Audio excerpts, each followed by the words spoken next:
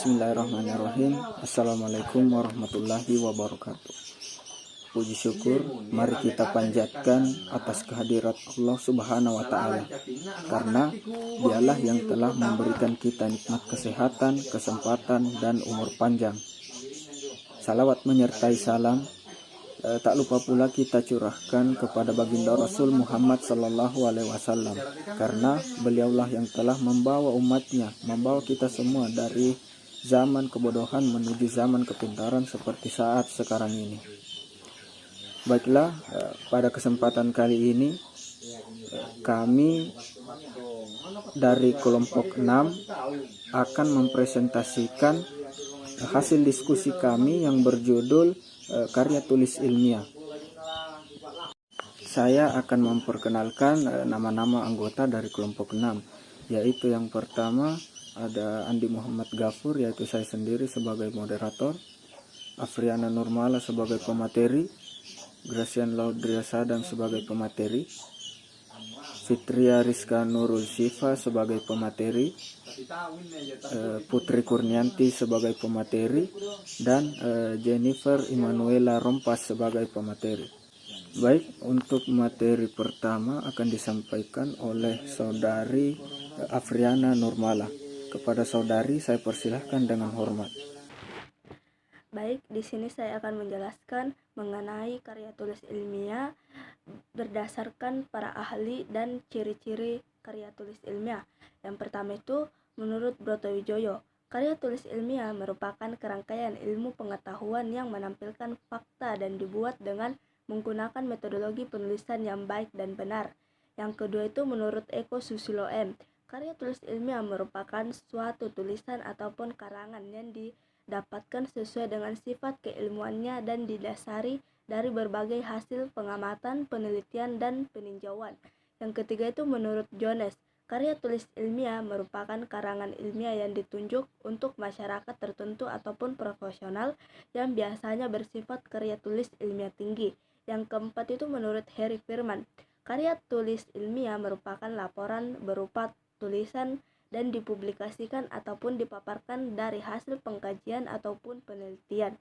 Yang kelima itu menurut Dr. Andus Toto Duroto dan Dr. Bambang Supriyadi, karya tulis ilmiah yaitu serangkaian kegiatan penulisan yang berlandaskan pada hasil penelitian yang disusun secara sistematis mengikuti metodologi ilmiah. Adapun pengertian karya tulis ilmiah menurut KBB itu yaitu dibuat dengan prinsip ilmiah berdasarkan data dan fakta seperti observasi, eksperimen, dan kajian pustaka. Adapun ciri-ciri karya tulis ilmiah yang pertama itu reproduktif, yang dimaknai oleh pembacanya sesuai makna yang ingin disampaikan. Yang kedua itu tidak ambigu, di mana harus memberikan pemahaman secara detail dan tidak dikemas dengan bahasa membingungkan agar pembacanya mudah memahaminya. Yang ketiga itu harus objek dan hindari kesan emotif, agar karya tulis ilmiah yang dibuat dapat menjadi suatu karya objek, bukan berpihak pada emosi penulis. Yang keempat itu menggunakan bahasa yang baku dan cara penulisan yang tepat. Maksudnya menggunakan bahasa yang formal dan resmi sesuai pedoman umum ejaan bahasa Indonesia. Dan yang kelima itu menggunakan kaidah keilmuan, maksudnya metodologi penelitian yang harus diperhatikan oleh penulis, karena dengan metodologi karya tulis ilmiah memiliki kerangka pemikiran yang logis. Dan yang terakhir itu berkohesi dan menggunakan kalimat efektif, seperti menghindari penggunaan kata-kata yang tidak efektif dan bertele-tele dalam menulis sebuah karya tulis ilmiah. Mungkin hanya itu. Sekian. Terima kasih atas pemaparan materinya saudari Afriana Nurmala.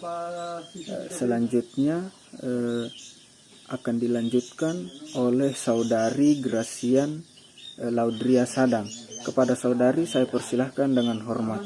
Baik, terima kasih atas waktu dan kesempatan yang telah diberikan kepada saya. Materi selanjutnya akan dibawakan oleh saya sendiri yang berjudul jenis-jenis umum dari karya tulis ilmiah. Jenis-jenis umum dari karya tulis ilmiah yang pertama adalah artikel ilmiah. Artikel ilmiah juga masuk ke dalam kategori karya tulis ilmiah yang sifatnya ilmiah. sesuai dengan namanya. Artikel ini sendiri merupakan tulisan yang berisi tentang opini dari penulisnya yang didasarkan pada suatu peristiwa, sehingga isi dari karya tulis satu ini sifatnya subjektif sesuai dengan pola pikir atau pendapat dari penulis yang bersangkutan. Dibanding karya tulis jenis lainnya, karya tulis satu ini paling jamak dijumpai, baik itu di berbagai media berita online maupun dari berita offline, seperti surat kabar dan juga makalah.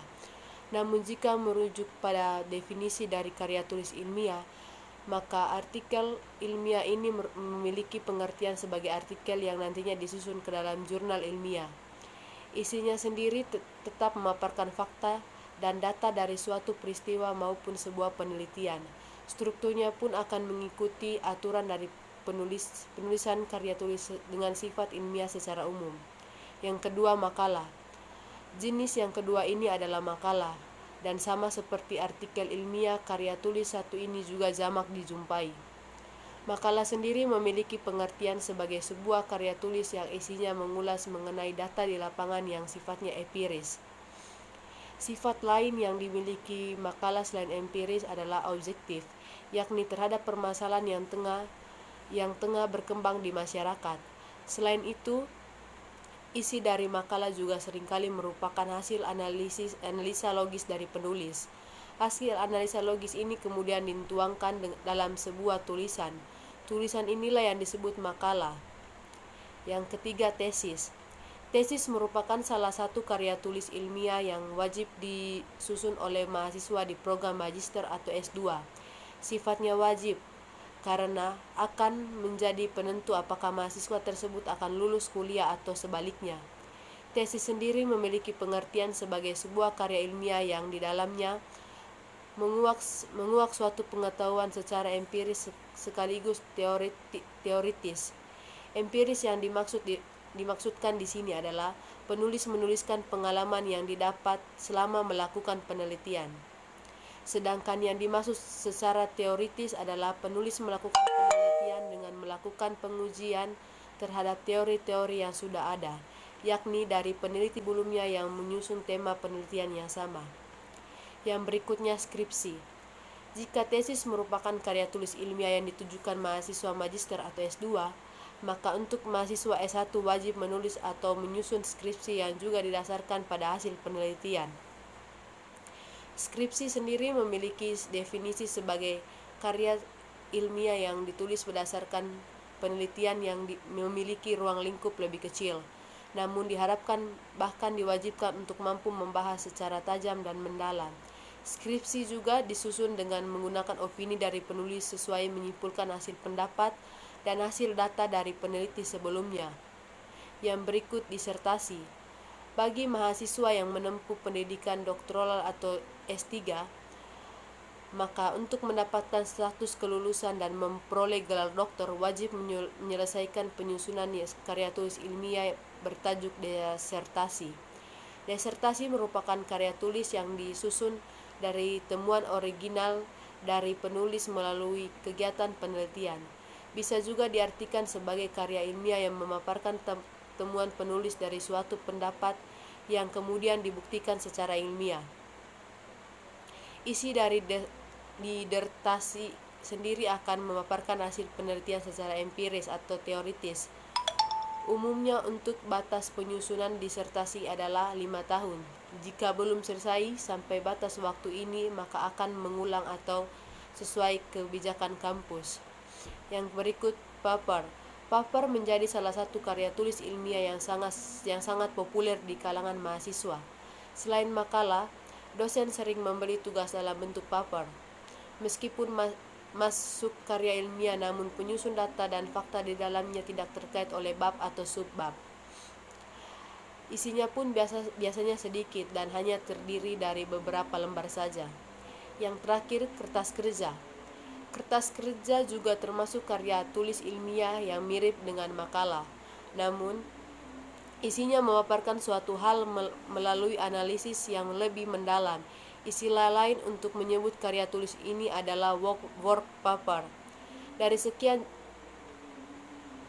Baik, itulah hasil itulah hasil pemaparan materi dari saya. Selanjutnya saya akan kembalikan kepada moderator. Terima kasih Saudari Gracian Laudria Sadang atas pemaparan materinya. Selanjutnya akan dilanjutkan oleh Saudari Fitria Rizka Nurul Sifa. Kepada Saudari saya persilahkan dengan hormat. Baiklah, terima kasih atas kesempatan yang telah diberikan kepada saya. Selanjutnya saya akan memaparkan materi tentang karakteristik karya tulis ilmiah. Berdasarkan kajian terhadap cara penyajian karya tulis ilmiah, dapat diungkapkan beberapa karakteristik karangan ilmiah, yaitu yang pertama, karangan ilmiah menyajikan fakta, yaitu berupa fakta umum yang dapat dibuktikan kebenarannya secara ilmiah dengan mengikuti metodologi penulisan yang benar. Yang kedua, karangan ilmiah menyajikan definisi. Metode penyajian definisi sebagai karakteristik karangan ilmiah meliputi metode eksplikasi, analisis, deskripsi, ilustrasi, perbandingan, analogi, eliminasi, dan juga etimologi. Yang ketiga yaitu karangan ilmiah menguraikan permasalahan dengan cara abstrak, jelas atau lengkap, objektif, bernalar, dan konseptual. Yang keempat, karangan ilmiah menerapkan teori-teori yang dapat dilakukan secara logis, spesifik, atau faktual.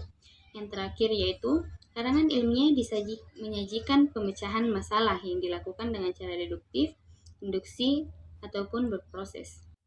Materi selanjutnya tentang fungsi dari karya tulis ilmiah. Yang pertama, berfungsi untuk penelitian terhadap suatu fenomena. Fungsi pertama dari karya tulis ilmiah bisa dibilang berkaitan dengan suatu fenomena, karena tak sedikit juga karya tulis ilmiah yang sudah ditulis bertujuan untuk menemukan solusi dari fenomena itu sendiri. Apalagi, seiring dengan perkembangan zaman, maka ilmu pengetahuan akan terus berkembang, sehingga dibutuhkan suatu penelitian secara berkala agar tidak ketinggalan ilmu pengetahuan yang baru. Yang kedua yaitu fungsi fungsional. Fungsi fungsional pada karya tulis ilmiah dapat diartikan sebagai pengembangan dari suatu disiplin ilmu pengetahuan. Dengan kata lain, karya tulis ilmiah dapat dijadikan sebagai sumber data atau referensi dalam membuat karya tulis ilmiah atau secara sederhana dijadikan sebagai tinjauan pustaka.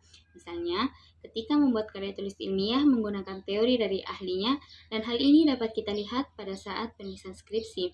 Fungsi terakhirnya yaitu berfungsi dalam bidang pendidikan. Fungsi ketiga dari karya tulis ilmiah berkaitan dengan bidang pendidikan. Fungsi ini sebenarnya sudah bisa kita ketahui sejak menempuh pendidikan SMA, yang dimana sudah diberikan tugas untuk membuat makalah. Hal ini dikarenakan makalah termasuk ke dalam salah satu jenis karya tulis ilmiah. Dengan menulis karya ilmiah, maka seorang pelajar bisa melatih dirinya untuk terbiasa berpikir kritis. Kemudian, pada jenjang pendidikan berikutnya seperti S1, S2, dan S3, salah satu syarat untuk mendapatkan gelarnya dengan membuat karya tulis ilmiah. Semakin banyak penulis karya tulis ilmiah, maka sumbangsihnya dalam bidang penelitian serta pemikiran akan semakin banyak juga. Demikian pemaparan materi dari saya. Selanjutnya saya serahkan kepada moderator. Terima kasih Saudari Fitria Rizka Nurul Sifa atas pemaparan materinya. Selanjutnya akan dilanjutkan oleh Saudari Gracian Laudria Sadang. Kepada Saudari saya persilahkan dengan hormat. Baik, terima kasih atas waktu dan kesempatan yang telah diberikan kepada saya. Saya akan melanjutkan materi yang berjudul syarat penulisan karya tulis ilmiah. Syarat penulisan karya tulis ilmiah yang pertama, komunikatif. Karya ilmiah yang baik memiliki sifat komunikatif. Hal ini bisa terlihat dari bahasa yang digunakan. Agar mudah dipahami oleh orang lain, gunakan bahasa efektif dengan tepat, tetap mematuhi kaidah penulisan ilmiah. Yang kedua, bersifat denotatif. Membuat karya ilmiah tidak sama dengan membuat karya jenis fiksi ataupun non-fiksi.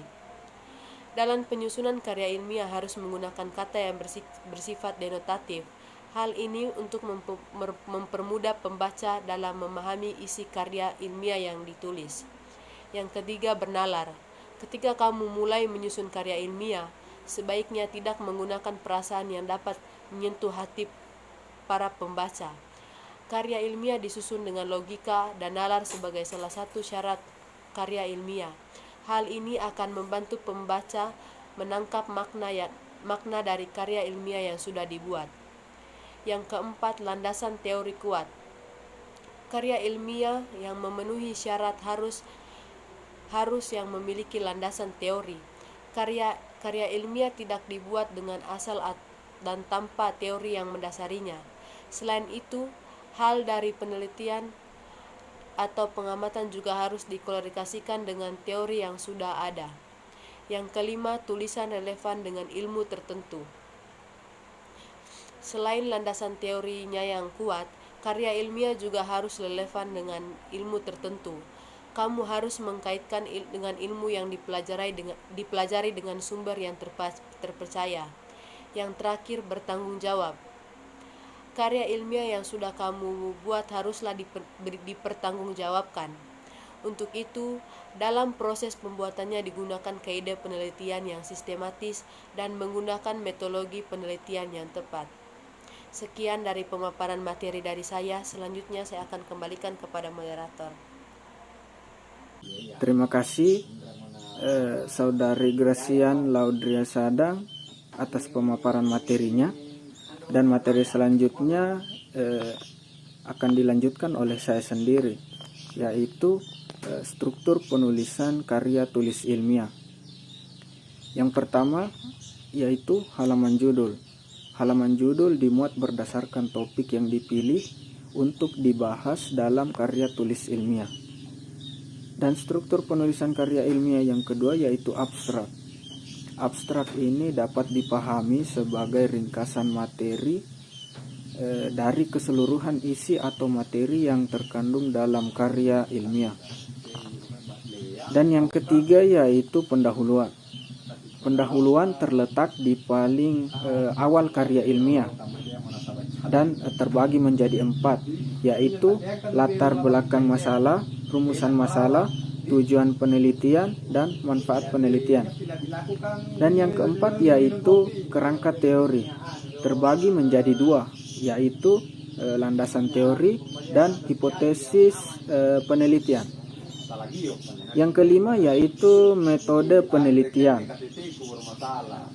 Metode penelitian ini dapat diartikan sebagai sebuah langkah-langkah yang digunakan oleh penulis atau peneliti untuk mendapatkan hasil penelitian yang tepat dan valid. Struktur penulisan karya ilmiah yang keenam yaitu pembahasan penelitian. Pembahasan penelitian ini memuat tentang penjelasan dari rumusan masalah, tujuan, manfaat, kerangka teori, dan tentunya metode penelitian. Dan yang ketujuh yaitu penutup. Penutup ini berisi kesimpulan dan saran berdasarkan penelitian yang telah dilakukan. Dan yang kedelapan yaitu daftar pustaka. Daftar pustaka ini berisi sumber data, informasi, dan ilmu teori yang dicantumkan dalam karya tulis ilmiah. Dan struktur penulisan karya ilmiah yang terakhir yaitu lampiran. Lampiran biasanya ini digunakan dalam karya ilmiah untuk menjelaskan data yang diperoleh pada saat melakukan penelitian. Selanjutnya, materi selanjutnya yaitu prinsip-prinsip penulisan karya tulis ilmiah. Yang pertama ada objektif, yaitu setiap pernyataan ilmiah pada karya tersebut atau karya tulis ilmiah harus jelas dan datanya itu fakta. Yang kedua, penyimpulan, penemuan atau prosedur karya ilmiah harus melalui penalaran induktif dan deduktif. Dan prinsip yang terakhir yaitu pembahasan data harus bersifat rasio. Demikianlah pemaparan materi yang saya sampaikan. Dan materi selanjutnya akan dilanjutkan oleh Saudari Putri Kurnianti. Kepada saudari saya persilahkan dengan hormat. Baik, terima kasih atas kesempatan yang telah diberikan kepada saya. Selanjutnya saya akan membacakan materi tentang sikap penulisan karya ilmiah. Berikut merupakan sikap ilmiah yang harus ada dalam penulisan karya ilmiah, antara lain: yang pertama, sikap ingin tahu. Sikap ingin tahu ini menjadi salah satu sikap dasar yang penting dalam membuat karya ilmiah, yang akan terlihat dari beragam pernyataan yang berkaitan dengan bidang yang sedang dikaji. Yang kedua, sikap kritis. Sikap kritis terlihat pada kebiasaan mencari informasi sebanyak mungkin untuk dibanding-banding kelebihannya, kekurangannya, kecocokan tidaknya, kebenaran tidaknya, dan sebagainya. Yang ketiga, sikap objektif. Sikap objektif ini yang terlihat pada kebiasaan menyatakan apa adanya, tanpa diikuti perasaan pribadi. Yang keempat, sikap ingin menemukan. Sikap ingin menemukan ini akan memunculkan saran-saran untuk eksperimen baru. Kebiasaan menggunakan eksperimen-eksperimen dengan cara yang baik dan konstruktif, dan selalu memberikan konsultasi yang baru dari pengamatan yang dilakukannya. Yang kelima, sikap menghargai karya orang lain. Sikap menghargai karya orang lain ini terlihat pada kebiasaan menyebutkan sumber secara jelas sekiranya pernyataan atau pendapat yang disampaikan memang berasal dari pernyataan atau pendapat orang lain. Yang keenam, sikap tekun. Tidak bosan mengadakan penyelidikan, bersedia mengulangi eksperimen yang hasilnya meragukan, tidak akan berhenti melakukan kegiatan-kegiatan apabila belum selesai. Terhadap hal-hal yang ingin diketahuinya, ia berusaha bekerja dengan teliti. Yang ketujuh, sikap terbuka. Sikap terbuka ini terlihat pada kebiasaan mendengarkan pendapat, argumentasi, kritik, dan keterangan orang lain, walaupun pada akhirnya pendapat tidak diterima karena tidak sepaham atau tidak sesuai. Materi selanjutnya, tahap penulisan karya ilmiah. Dalam menyusun karya ilmiah, ada berbagai tahapan yang diperlukan adalah sebagai berikut. Yang pertama, tahap persiapan. Pada tahap persiapan, penulisan suatu karya ilmiah harus mempersiapkan topik. Topik dapat dipilih misalnya mengenai persoalan kemasyarakatan, pertanian, manajemen, sumber daya manusia, hukum, dan sebagainya. Yang kedua, tahap pengumpulan data. Tahap pengumpulan data dilakukan melalui pengamatan peristiwa, mencari informasi melalui wawancara, mencari informasi melalui pencatatan dokumen dalam kartu data, melakukan eksperimen di laboratorium, melakukan rekaman audio, dan catatan lapangan yang lengkap yang diperlukan dalam tahap-tahap penelitian. Yang ketiga, tahap pengorganisasian atau pengonsepan. Pada tahap pengonsepan ini adalah kita melakukan penyeleksian data yang kita peroleh dari berbagai referensi dan sumber media yang membantu proses dalam karya ilmiah. Kemudian kita mengolah bahan dari berbagai referensi. Yang keempat, tahap penyuntingan konsep. Hal-hal yang tidak koheran atau penjelasan yang berulang-ulang dapat diedit. Pada tahap ini bertujuan untuk melengkapi data yang dirasa masih kurang, membuang dan mengedit data yang dirasakan tidak relevan serta tidak cocok dengan pokok bahasa karya ilmiah. Mengedit setiap kata-kata dalam karya ilmiah untuk menghindari penyajian bahan-bahan secara berulang-ulang untuk menjadi tumpang tindih antara tulisan satu dengan tulisan yang lain. Mengedit setiap yang ada dalam karya ilmiah untuk menghindari pemakaian bahasa yang kurang efektif. Contoh untuk penyusunan dan pemilihan kata, penyesuaian kalimat, penyesuaian paragraf, maupun penerapan kaidah ejaan sesuai EYD. Yang kelima, tahap penyajian. Dalam tahap penyajian, peneliti siap menyusun karya ilmiah tersebut untuk dibaca orang lain. Maka penataan segi teknis dan materi harus diperhatikan dengan cermat oleh penelitian karya ilmiah. Sekian materi dari saya kembalikan kepada moderator. Terima kasih Saudari Putri Kurnianti atas pemaparan materinya. Selanjutnya, materi selanjutnya akan disampaikan atau dipaparkan oleh Saudari Jennifer Immanuela Rompas. Kepada saudari, saya persilahkan dengan hormat. Baik, terima kasih atas kesempatan yang telah diberikan kepada saya selaku pemateri terakhir dari kelompok 6 ini. Untuk syarat kebahasaannya yaitu ada beberapa di sini. Yang pertama ada baku. Nah, yang dimaksud dengan baku ini yaitu disesuaikan dengan kaidah kebahasaan atau ejaan yang disempurnakan. Dan yang kedua ada menggunakan bahasa yang logis. Apa yang dimaksud logis ini? Maksudnya kata-kata yang kita gunakan dalam karya tulis ilmiah tersebut harus disusun sesuai dengan ilmu tersebut dan juga harus bisa diterima dengan akal. Yang ketiga ada dengan kuantitatif. Nah, kuantitatif yang dimaksud ini keterangan yang dikemukakan dalam tulisan dapat diukur secara pasti. Nah, yang keempat ada tepat. Yang dimaksud ini adalah kalimatnya itu harus sesuai dengan ide yang dimasukkan oleh penulis dan tidak ambigu.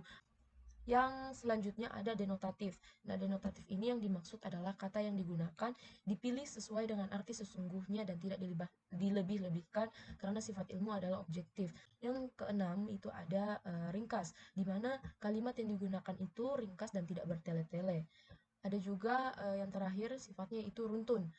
Nah, runtun ini adalah idenya disusun secara teratur agar kalimat dan poin-poin pembahasan di karya tulis ilmiah itu dapat dimengerti. Materi selanjutnya yang merupakan materi terakhir kita adalah tentang kode etik dan masalah plagiarisme. Nah, apa itu kode etik? Kode etik itu berasal dari kata etika, di mana etika sendiri adalah norma dan standar perilaku yang membahas dengan kritis, rasional, dan sistematis mengenai moral, serta mengarahkan moral tersebut untuk memilih perilaku. Beberapa kesalahan yang baik disengaja maupun tidak disengaja dalam penulisan karya ilmiah, pemalsuan hasil penelitian. Nah, yang kedua ada pemalsuan data penelitian. Yang ketiga ada pencurian proses dan hasil. Yang keempat ada pemerasan tenaga peneliti dan pembantu peneliti.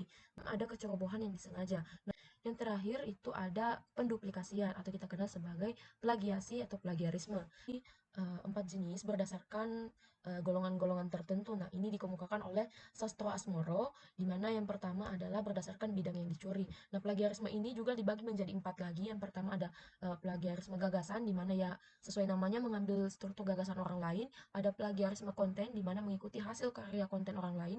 Yang ketiga ada plagiarisme kosakata, kalimat, paragraf, atau mengikuti kata kalimat seseorang tanpa menyebutkan sumber dan izinnya. Keempat ada plagiarisme total, yaitu untuk mencuri dan menjiplak hasil karya orang lain. Yang kedua, jenis yang kedua berdasarkan maksudnya. Nah, untuk berdasarkan maksud ini juga terbagi lagi menjadi 2. Ada plagiarisme sengaja dan tidak disengaja. Yang ketiga, berdasarkan jumlah atau tampilan kata, kalimat, paragraf yang diplagiasi. Nah, ini dihitung dalam bentuk persenan. Sekarang sudah ada situs-situs yang bisa menunjukkan beberapa persen untuk plagiarisme yang dilakukan oleh seseorang. Empat adalah berdasarkan pola plagiarisme. Pola plagiarisme ini dibagi lagi menjadi 2. Ada yang kata per kata, ada yang juga mosaik. Pun konsekuensi yang didapatkan oleh pelaku plagiarisme ini dapat kita lihat di Undang-Undang Nomor 20 Tahun 2003 Pasal 25 Ayat 2, di mana menjelaskan bahwa plagiarisme ini dapat dipidana penjara paling lama 2 tahun atau pidana denda paling banyak 200 juta. Mungkin sekian pemaparan materi dari saya kembalikan kepada moderator. Terima kasih.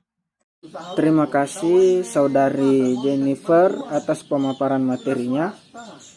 Demikianlah pemaparan materi dari kami, dan sebagai kesimpulannya akan disampaikan oleh Saudari Jennifer Emanuela Rompas.